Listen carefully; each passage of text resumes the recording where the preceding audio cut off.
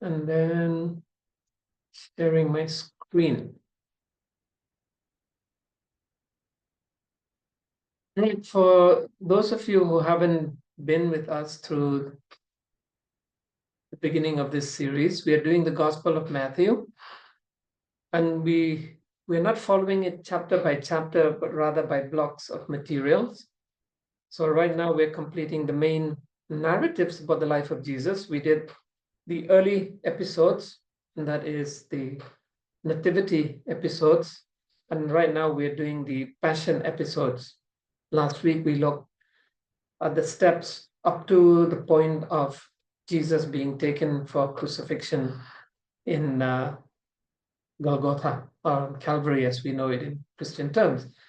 Today we will look at the rest of the episodes from that point until the closure of the gospel. And Matthew kind of rushes through these final days of Jesus, and not a lot of details here. Next week, we will begin the teaching parts of Jesus. First, the Sermon on the Mount. After that, we will look at the Olivet, the Mount of Olives sermon, and the parables of Jesus. And then the clashes, the confrontations and conflict between Jesus and the Jewish leaders, theologically, not so much the politics. That's what we're seeing here. All right, so we talked about the crucifixion last week, and so we need to take it from there, and that is to look at the description of the death of Jesus. Now, what's intriguing about this is that Matthew describes 7 different items that are involved in the death story of Jesus. First, he tells us that there is a 3-hour darkness from noon until 3 p.m. And this kind of gives us a time frame for what happened on that Friday, which Christians traditionally call Good Friday. And then the second thing he says is that at 3 p.m., Jesus cries out. Now, the cry of Christ here is an exact citation from Psalm 22. Eli, Eli, lama sabachthani. My God, why have you forsaken me?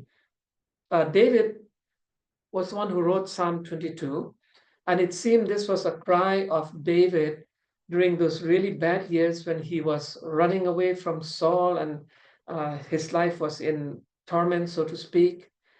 But this is cited by Matthew as the cry of Jesus here on the cross, therefore helping us to see that Psalm 22 had some messianic elements, well, at least this part of it. And then Matthew says that there was a second cry of Jesus, but he doesn't give us the words of that cry, which was followed immediately by a description of how the Spirit departed from Christ. Now, here's where we get into a little bit of difficulty, because in Greek, the word is pneuma. I haven't put it here, but we have adopted that word in many compound English nouns. Now, the word pneuma basically means air, but it's also used to describe the wind. It's used to describe storms. It is used to describe spirit, as in contrast to body, and it's used to describe the Holy Spirit. Now, what Matthew has in mind here is probably the reverse of creation, because in creation we learn that God formed man of the dust of the ground and breathed into his nostrils the breath of life. The Hebrew word there is ruach. And then in Kohelet, Solomon says that death is simply those 2 parts being separated. So the dust goes to the dust, the spirit returns to God who gave it. Basically, the Bible creation story is a combination of matter and energy. And so you have humans and life.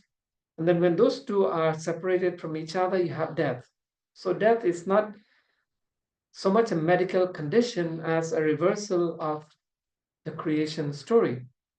So when Matthew says, being a good Jew with probably a good knowledge of scriptures as an educated man, that the Spirit departed, he's probably thinking of both Kohelet and Genesis. that creation and reversal of creation stuff. But then he tells us something that is very interesting. He says that the curtain in the temple was torn from top to bottom, not by some human hand, because nobody could reach that high. They didn't have ladders that much. Plus, it's inside the temple. I'll show you some pictures of how this would have played out.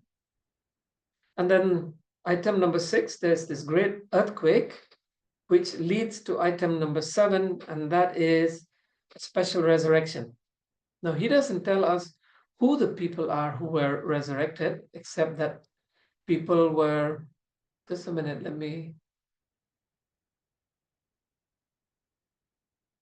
there's some people here.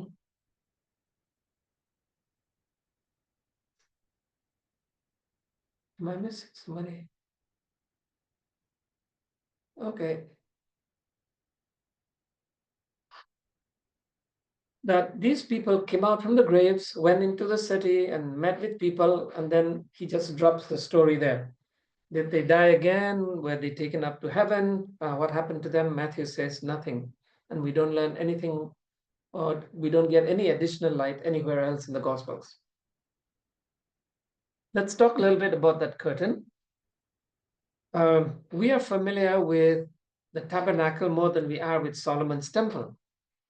And this is not even Solomon's temple, it's Herod's temple, which is part of the Second Temple period.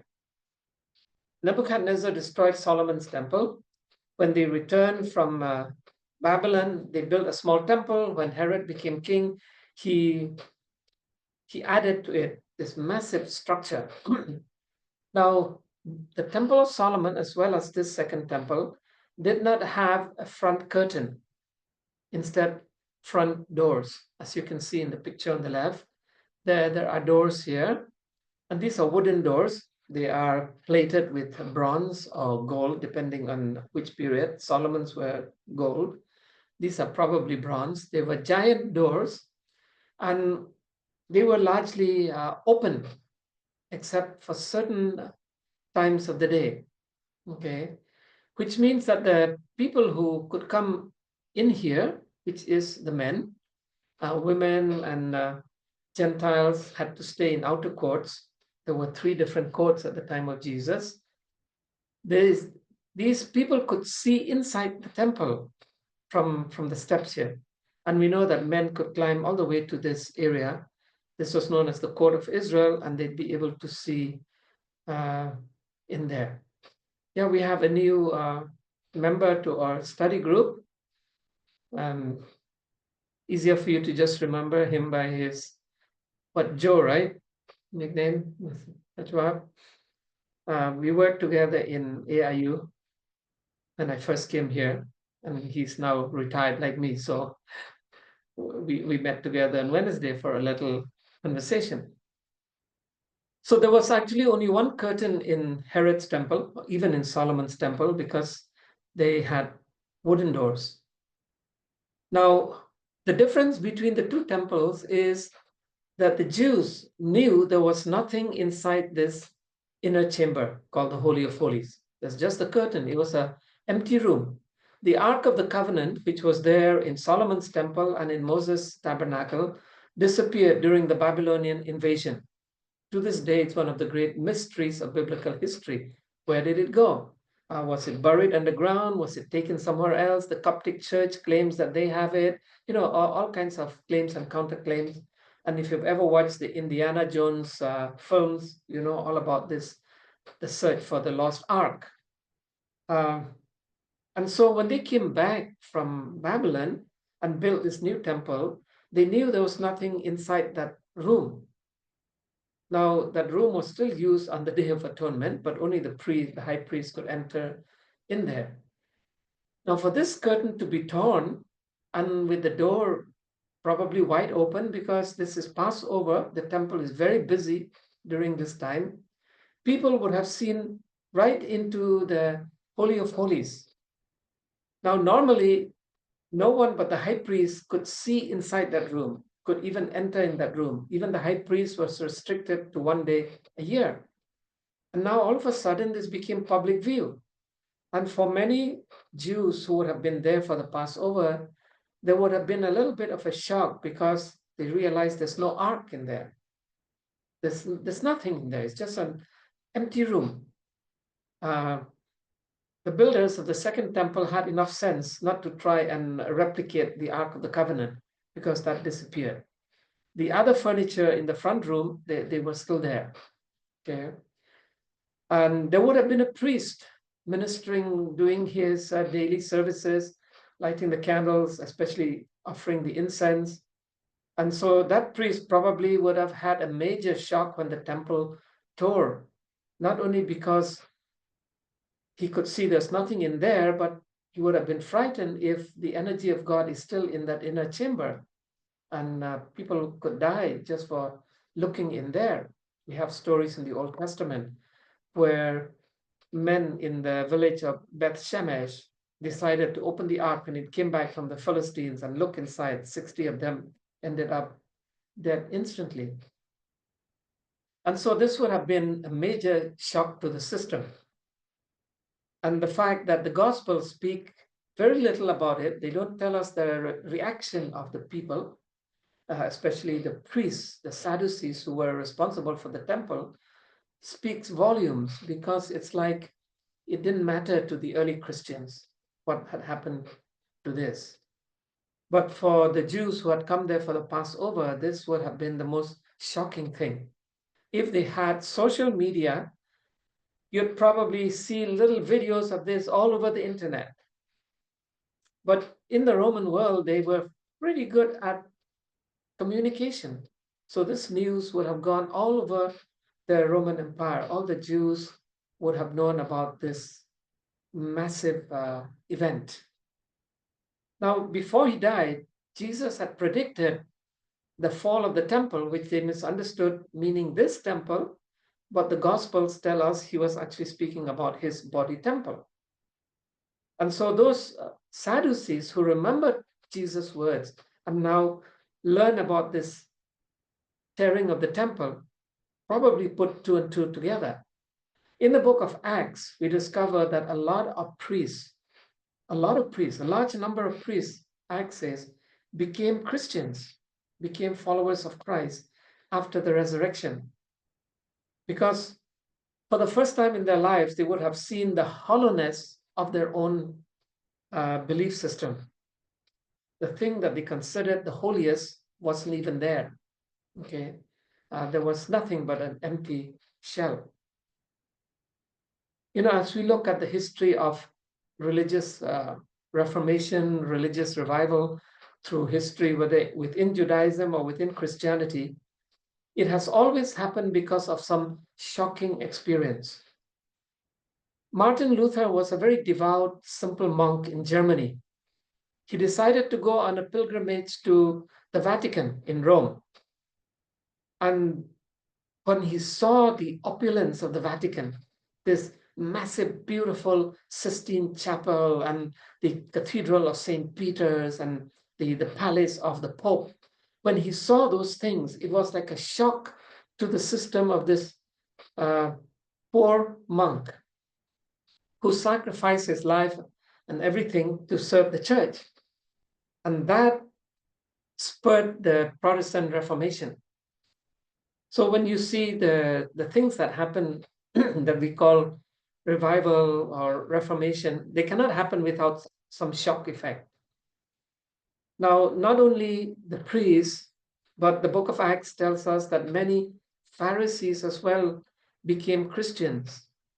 That somehow this tearing of the temple had a traumatic experience, so traumatic that they were like, we need to understand something else. We need to study something else. Maybe we need to listen to this Messiah. Is it possible that he really was the Messiah?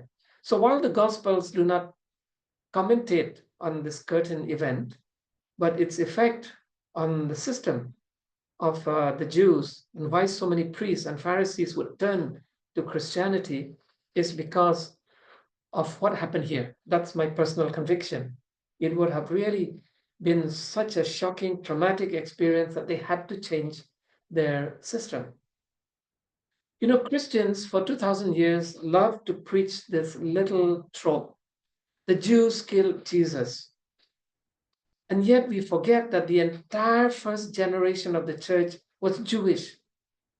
That large numbers of these Jewish leaders who may have been involved directly or indirectly with the crucifixion of Jesus became followers of Christ, became church leaders.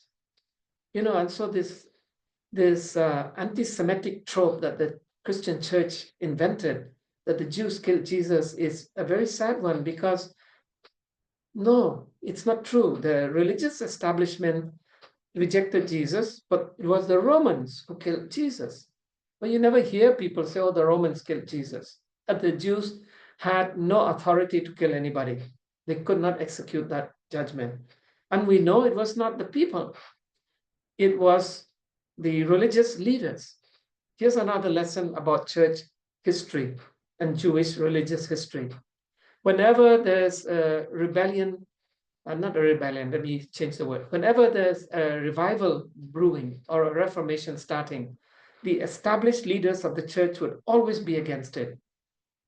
There has never been a revival or a reformation within religious history of Judaism and Christianity that has been led by leaders of the church. This is when this lesson first dawned on me, I realized that you cannot wait for the church leaders to tell you how to believe, what to believe, and how to practice your faith.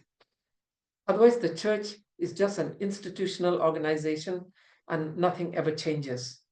Every organization works hard to maintain its protocols, to maintain its traditions, to maintain its policies. It doesn't matter if you're a school, a university, a government, or a church. They all act exactly the same way. And changes always come from below, never from above. And it's amazing that God did something from above, tearing this curtain from top to bottom to reveal that their era is over, that God is starting over. And yet these leaders flock to the church in large numbers. You know, Christians don't pay attention to the data in the book of Acts that tell us about that early Christian church and what it really was. Okay. The Romans would persecute the early Christians, and there were Jewish leaders who tried to hound the Christian leaders. But by and large, they turned to the gospel. Without that initial Jewish support, Christianity would have collapsed immediately. The disciples of Jesus would not have succeeded. It was the support of Pharisees like Nicodemus, Joseph of Arimathea, whom we will meet in this story, the support of Levites like Barnabas, and so on, and scores of unnamed priests and Pharisees. Gamaliel is named in Acts. It was the support of these people that enabled the church to survive its early years of trauma. And sometimes we are not appreciative enough of what that church really had to go through. Now, for the early Christians who learn about this event, to them it would have established the fact that Jesus is the Messiah. And that is why God showed that they didn't need this temple anymore. There's a new temple, there's a new priest, and so on. The book of Hebrews, which came decades later, establishes this point that in Christ, everything this temple stood for has been fulfilled. And therefore, you do not need this physical temple anymore. You do not need those priests anymore. Now, when we go to the cross story, you discover Matthew loves this idea of things in threes. There were three groups of people around the cross. There were the bystanders, and these people had mixed reaction. Some of them kind of made fun of Jesus, ridiculed him.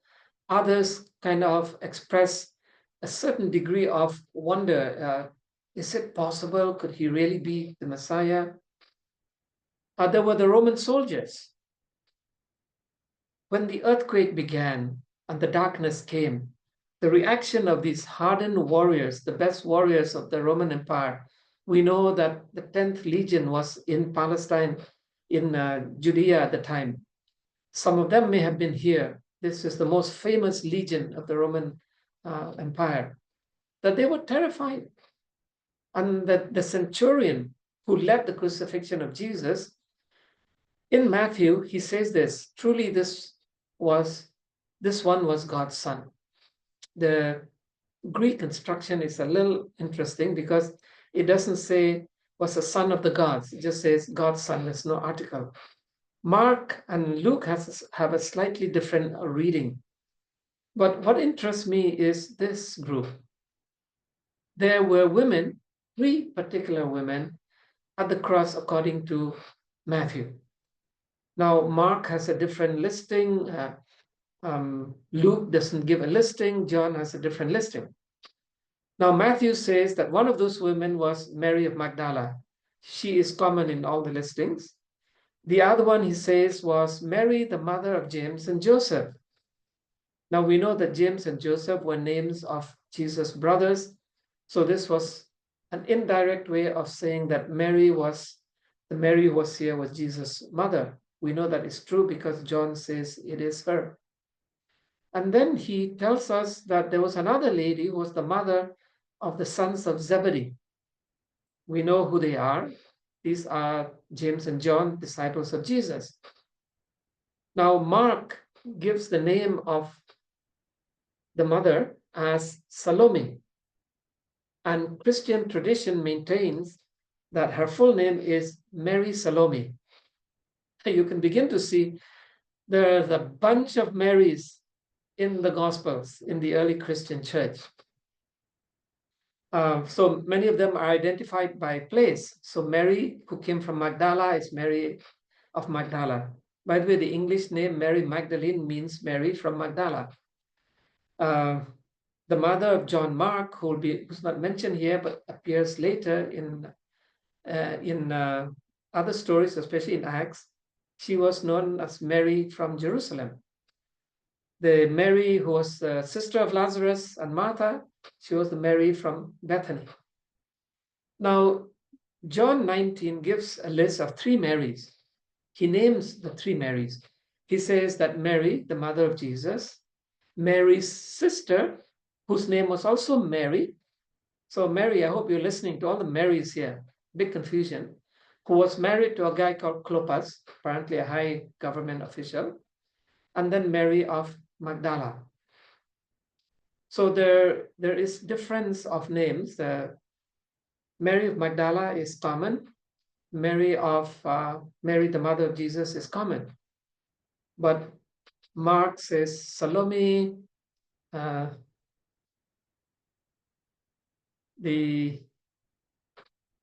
John says the wife of Clopas. Now, how many of you knew that Mary, the mother of Jesus, had a sister also called Mary? Mary, Jesus' mother, married a craftsman. Her sister Mary married a rich government guy, Clopas. So you can see 1, 2, 3, and if Salome also is Mary Salome, okay, there. So we have at least 4 or 5 of them in this story alone. So women made up the 3rd group around the cross, and Matthew says that they stood at a distance from the cross because probably the soldiers did not allow them to come right up. And Matthew names 3 women. Mark names 4 of them. Luke doesn't name any. John names 3, but a little different grouping of 3. Okay, so a lot of Marys around the life of Jesus. And we know Mary of Magdala was rich. We know Mary, the wife of Clopas, was rich. We know that Mary Salome, the wife of Zebedee, was rich. We know that Mary of Bethany was rich. Now, here's the thing about the ministry of Jesus. He was financed not just by the rich fishermen and the tax collector who had plenty of money, but especially by this group of women who traveled with Jesus and his disciples everywhere. These rich women, the poorest in the lot was his own mother, these rich women not only followed Jesus everywhere, but they took care of all the day-to-day things that Jesus and the disciples needed. We find that in the Gospel of Luke. So the cooking, the laundry, and so on, while Jesus was busy preaching. Okay. It's very interesting that Christians pay very little attention to how important women were in the ministry of Jesus. We argue about whether women deserve to be ordained as ministers or not. It's a very artificial argument that we are using. What is more intriguing about these women? They were rich. They came from higher society. But here they were disciples of a simple Galilean, took care of the mundane needs of this Galilean and his disciples. So this is amazing that all the Gospels mention these women. Now, where were the disciples? They had all run away. The Gospel of John would tell us that John stuck around. We know that from the other Gospels that Peter kind of stood a far way away. The others just disappeared, but not the women. So the male disciples of Jesus ran when the testing came. The female supporters of Jesus, they stuck to Jesus, even at the cross. But not only at the cross, we will see the rest of this story. Now, since it was Friday, and it was only a matter of hours before sundown, Jesus died at 3 p.m., they had to kind of hurry his burial. And we know who was responsible for his burial. The disciples were not there. The women couldn't do anything because they were not probably given permission. But a man by the name of Arimathea. Matthew simply says he was a very rich man and he was a follower of Jesus. But Mark and Luke says that he was a member of the Sanhedrin. Now, you couldn't get any higher up the echelon of power than this. And John says that Nicodemus assisted Joseph of Arimathea. The Gospels are all agreed that Joseph went to Pilate, convinced Pilate to release the body. Pilate actually did a written decree for the body to be released, and that he buried Jesus rather hurriedly. They didn't have time to embalm the body as they normally would, in his personal tomb. And Matthew is very detailed. He says that the tomb was cut into the rock. Now, there were two forms of burial in the first century. Normal people, when somebody died, they'd wrap them up in cloth, dig a hole in the ground deep enough, and just drop the body there and cover it up.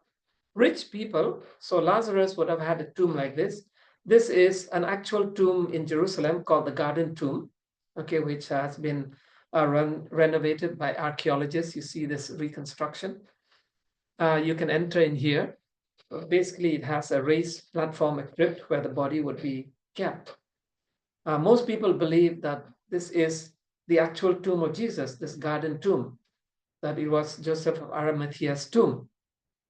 And the reason is this: when you enter inside, I've been there, when you enter inside, you can see that the crypt had been used once, but apparently never used again. And so this is where Jesus was buried. A rich man giving his own burial place for Jesus. Think about what this would have done. He's a member of the Sanhedrin. So all his high-end colleagues in that governing body would know about it. He's a rich man. He has a rich tomb. Not many people could afford a tomb like this. So they would have, his rich folks would have known about it. Okay. And the burial was done very hurriedly, and therefore a lot of people would have known. Nicodemus was there, the soldiers would have known, Pilate knew. So the idea that Jesus' resurrection, just, the reasoning they came up with, that it just disappeared, or that the disciples stole the body, we'll come to that, would not have worked, because everybody would have known where this place was. Now we are told that the tomb was near a garden, and we can assume that it's probably the Garden of Gethsemane. So the final hours of Jesus' life from the Garden of Gethsemane to the burial was a very small radius. These three places, a Garden of Gethsemane, the Golgotha, where he was crucified, and the tomb of Joseph, they were all in a small circle, just short working distance from each other. You can actually, if you ever get to go to Israel, you can visit all three places. Okay? So Jesus was buried rather hurriedly. Normally, the Jews would keep a body for about 24 hours before they bury to give time for the grieving process, for the mourning process, but this did not happen with Jesus. Pilate granted Joseph's request to bury Jesus, and we know Pilate would have done that because he knew Jesus was innocent. We saw in last week's study that he even stated the fact that he did not find anything wrong with Jesus. And so, in a way, to kind of spite the blackmailers, who were mainly the priests, and so, okay, I'll give him permission. Now, this is interesting because Joseph was a Pharisee. And you know that the Pharisees and the Sadducees, who were all priests, did not get along with each other. In the book of Acts, Paul would cause a big havoc in the Sanhedrin when he put these two groups against each other. It's like the Democrats and the Republicans fighting with each other. You see this in the Korean parliament, the Indian parliament, when the parties will clash with each other. Paul made use of that. Jesus did not, Paul did. And so, as a Pharisee, apparently a leading Pharisee in the Sanhedrin, maybe some of the priests, especially Caiaphas, Annas, and so on, would not have been happy with him for giving this man a decent, not just a decent, a kind of a special burial, something only the rich, the upper class people would have. So Jesus was buried in Joseph's personal tomb, and we have a detailed description of the tomb by Matthew. Being a Jew, he understood the significance of the tomb.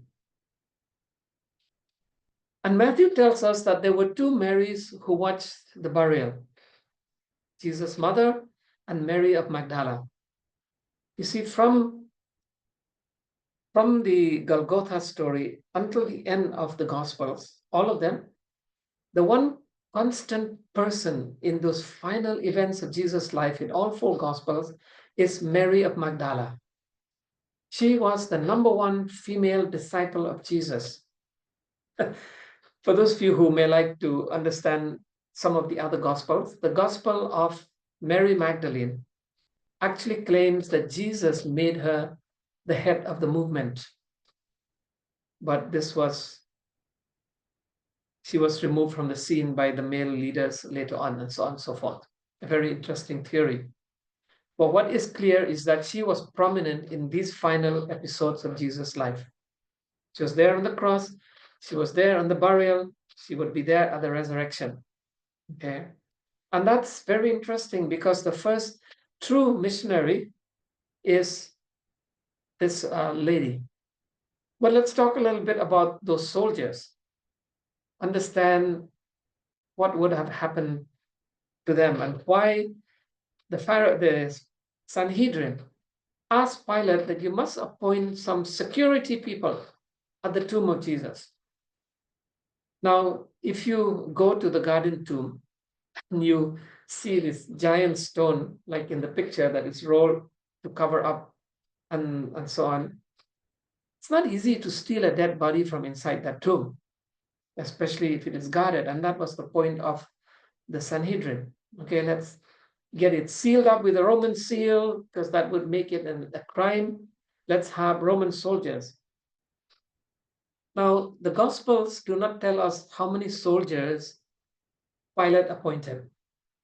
Somewhere along the line, as a kid growing up, I got this idea from some of the Bible stories they told us at home in children's Sabbath school that Pilate put 100 soldiers to guard the tomb. First of all, none of the Gospels give us a number, but Matthew gives us a clue, okay, in describing the guards. The request was made by, it says, the leading priests and Pharisees. So not even the entire Sanhedrin, only the top leadership. And you can see this concept that the Jews rejected Jesus or crucified Jesus is really such a bad concept created by some of the early Christian leaders as a way of getting back at the Jews for rejecting Jesus.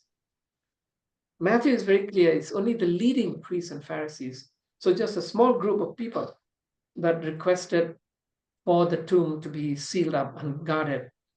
Pilate gave permission. Again, we don't know why. He gave Joseph permission for the burial. Now he gives these guys permission to secure the tomb. And it says here that the tomb was sealed with an armed guard. In Greek, this word guard is singular, okay, to provide security. Now, the Greek word guard is custodia, from which we get our English word custody, custodian, and so on. Okay. Even though it's a singular word, we know what it stood for. Custodia is a group of 30 soldiers. This is a very small group of soldiers. So most probably 30 soldiers were appointed by Pilate to guard the tomb.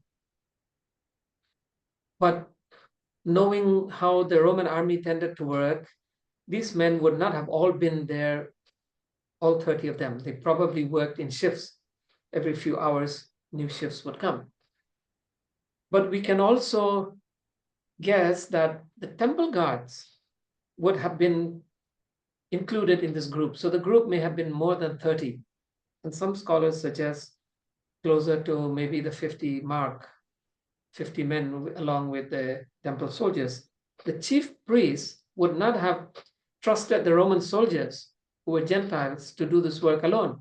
So they would have sent their temple guards to do the work. Incidentally, all the temple guards were Levites. Okay, this was their special duty at the temple. So you would have had here Gentiles and Jews, religious leaders, Jews, guarding the tomb of Jesus. And then, of course, you know the story. On Sunday morning, we meet the resurrection. What happened to my bar? Yeah. Now,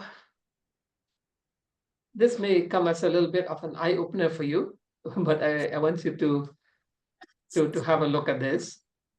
It says, in the English, it's Sunday or first day of the week. The Greek actually says this, after Sabbaton, the first day of Sabbaton. Now, in Thai, the word for Sabbath is Sabbato, which comes directly from the Greek word, Sabbaton, okay? And this is the word that appears in many other places as well. But Adventists think that Sabbaton is always referring to the Sabbath. This is not true.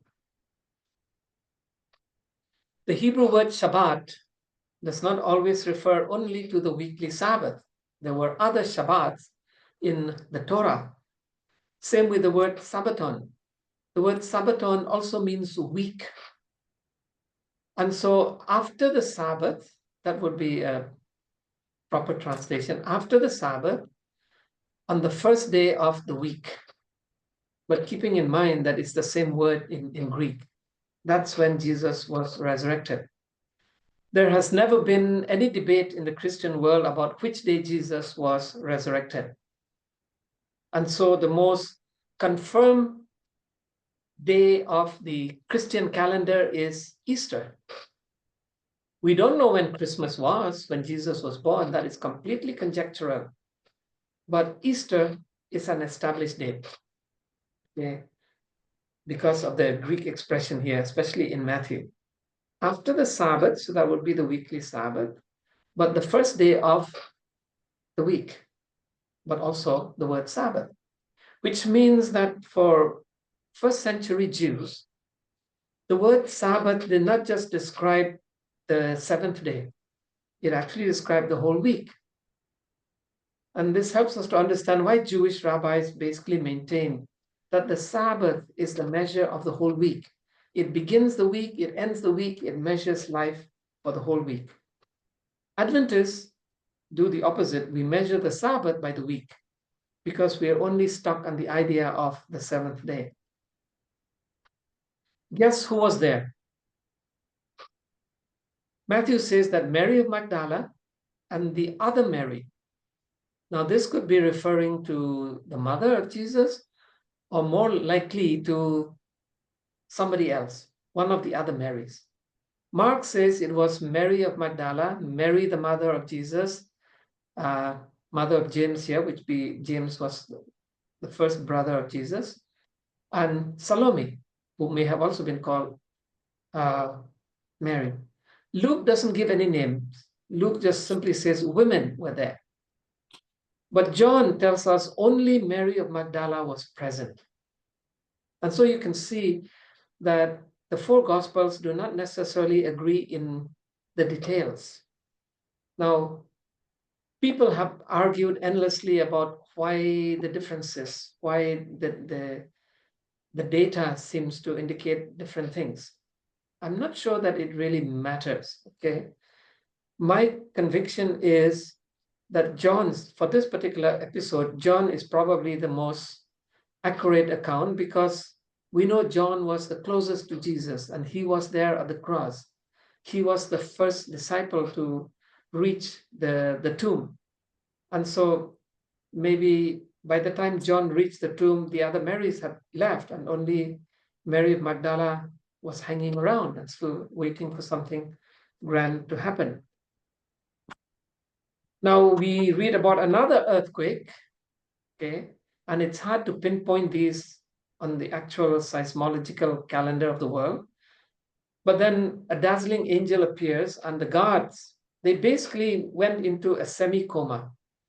The Greek expression can be translated as frightened to death, but it's actually a lot stronger than that. It is similar to the response of John when he saw Jesus in glory, or Isaiah or Ezekiel or Daniel when they saw God in glory. So this angel, and Christian tradition believes it was Gabriel, he's the main angel connecting heaven and earth, came not in human form as angels normally tend to appear, but in his full actual form. The description here sounds more like Isaiah's description, where the angels are covered with light and fire. The word seraph means burning ones, the dazzling ones. So that would mean that Gabriel is probably a seraph. Seraph were the angels who were the ones right next to the throne of God. There were categories of angels in the terms of their work. And the angel came, Jesus was resurrected, and then it just says that Jesus was gone. But Matthew records a conversation between these two Marys and the angel. They wanted to know where, and he said, he's not here, he's gone. He told you he will not be here, he'll be gone. And then we have the first mission statement or mission commissioning. This is before what happens next. The angel says, go to Jerusalem and tell the disciples. Go and tell the disciples. Now, Matthew says that on the way to Jerusalem, they met Jesus. But he tells that in a matter of speak with no description, no details, no other information, just that they met Jesus. So to confirm what the angel said. The women ran. You can imagine if this was Mary, the mother of Jesus, she's not a young woman anymore.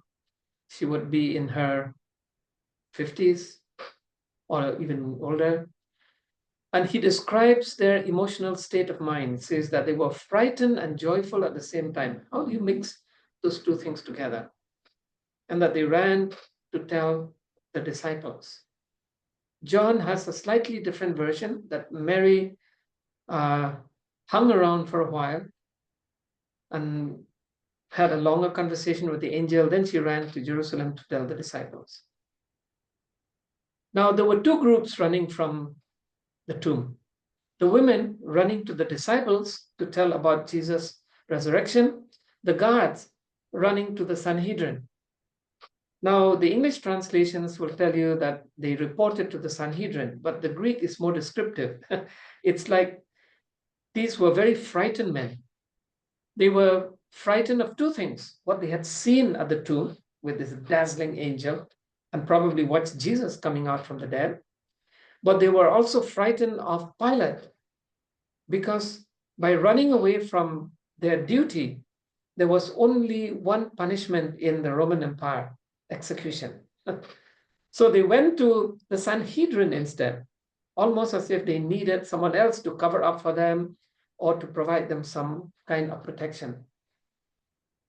Now, what happens next is quite interesting. While the women were telling the disciples, and the disciples were anxious to tell the story to everybody else, the Sanhedrin worked the other way around.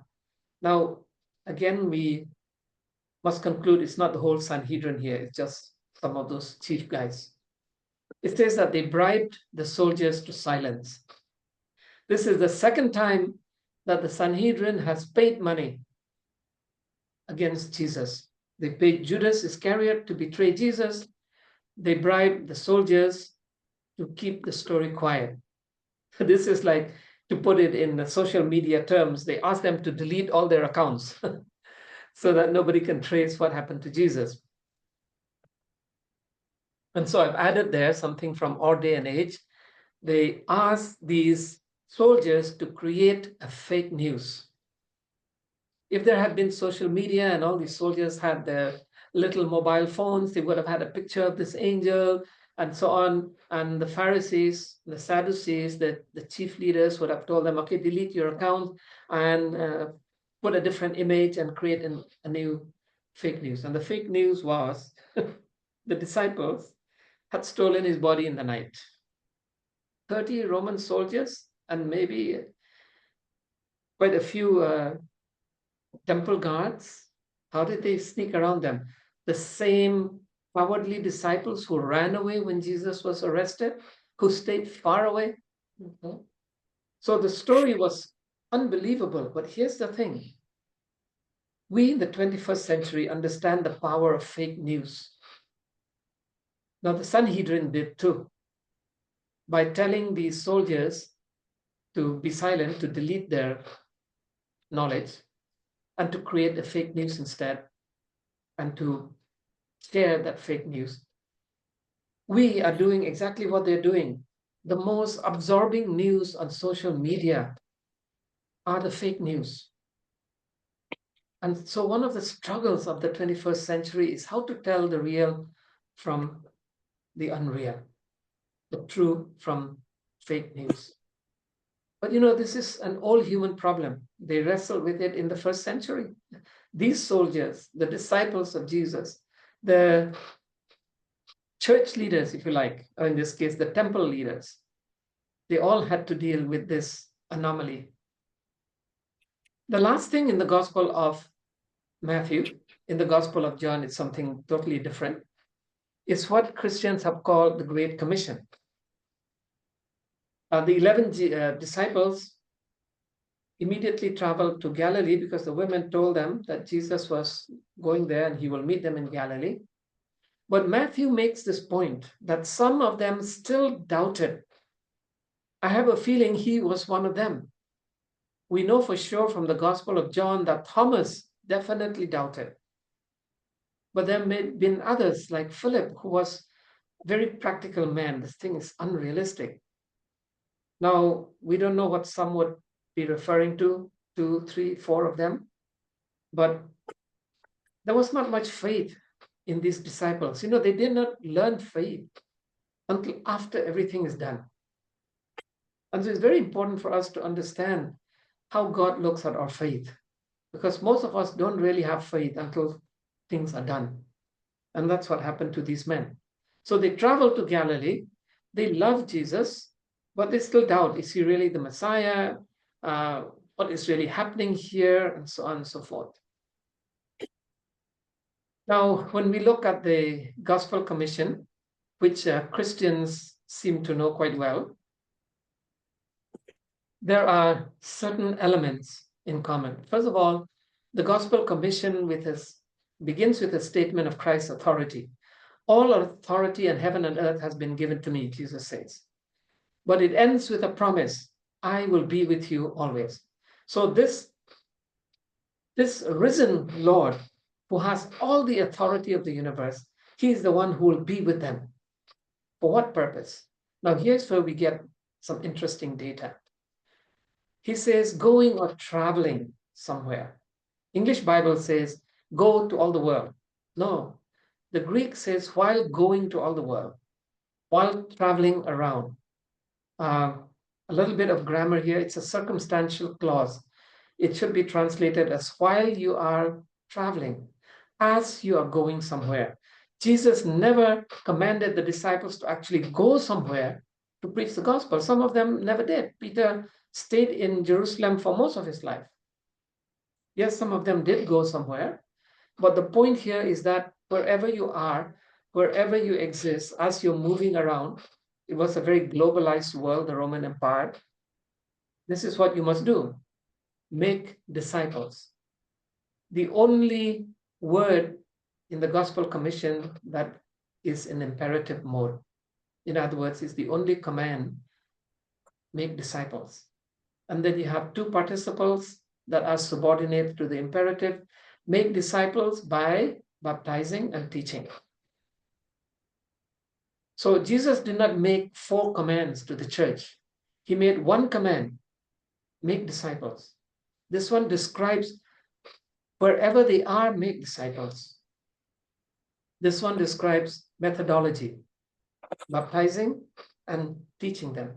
Now he's very specific, teaching them all things that I have taught you. And Jesus is basically telling them, you are not to invent some new truth, create some new theology, create some doctrines on your own. You know, Christian church has been so good at creating doctrines, forgetting that the command of Christ to make disciples is to simply teach what he said, no more and no less. Now, that doesn't mean we don't share what we are learning. By all means, that's why we have Bible studies. But the point is, you cannot really teach what Jesus doesn't teach. And next week, when we begin the Sermon on the Mount, you will see quite clearly what this really means. And so we will leave that for the next couple of weeks when we actually look at the teachings of Jesus. The whole gospel ends with this promise. It begins with the covenant of Abraham, basically, the genealogy. And then it ends with the promise of Christ. I will be with you always to the end of time. Now, the Greek word there can mean ages. It can mean as long as time shall last. It can mean eternity. But when you read in context, it means that as long as you need, as long as I'm away, I will be with you. So this is important to the Gospel Commission, that it comes with authority from Christ, but it's accompanied by a promise from Christ. In between, you have one command. So authority, command, promise. That's what makes the Gospel Commission. That's how Matthew ends his Gospel. And it's kind of a hanging ending because he just kind of leaves us there. So what happens next? Now, he does tell us that they met on a mountain, and I suspect that it's Mount Tabor, where they had seen the transfiguration of Christ. It's the only possible mountain in Galilee that they would have been called to remind them that they had seen his glory before the crucifixion. And even though now they're still doubting, he's making sure that they will do the task because he's going to give them authority, he grants them a promise, and he makes a command for them to do. And that brings us to the end of the primary narratives in the Gospel of Matthew. Next week, we will begin the teachings of Jesus, specifically starting with the Sermon on the Mount, look at the two main sermons of Jesus, and then the the parables of Jesus. And so the Gospel of Matthew is very intriguing because he has a few stories about the beginning of Christ's life, the few stories at the end of Christ's life. They both somehow related to the covenant of Abraham. Genealogy begins with Abraham and it ends with this promise of God, and there is a commissioning. The other Gospels don't have this commission that Matthew has, so that's unique. He paid attention to it because he's a man of details as a former tax collector. But we have also seen that Matthew is very careful to cite the Old Testament to tell us that this is validated by something from the Hebrew Bible. All right, so when we look at the teachings of Jesus, then we'll have a fuller understanding of what Jesus means in this commission when he says, teaching them to observe all things that I have taught you. Okay, and Matthew probably has the bulk of the teachings of Jesus when you combine the sermons and the parables. And what you find elsewhere is a repeat, especially in Mark and Luke, and some additional material in John. And Christians have kind of understood that. That's why they've always focused on Matthew to try and understand Jesus' teaching about his kingdom. Because remember, we already learned that Matthew presents Jesus as king and that he's come to set up a kingdom, though not an earthly kingdom. And so we need to understand how this kingdom works. Right, so if you do have time, please read chapters 5, 6, and 7. We're quite familiar with this. It's called the Sermon on the Mount. And so we will have a look at that next week. I think we can cover the bulk of the sermon. We won't look at the details. We'll look at the big pictures in the Sermon on the Mount. Okay, and that will give us a kind of a broad idea of what is it that Jesus actually taught. So what did he mean when he told them, teaching other people everything I have taught you? All right, let me stop the recording, and before we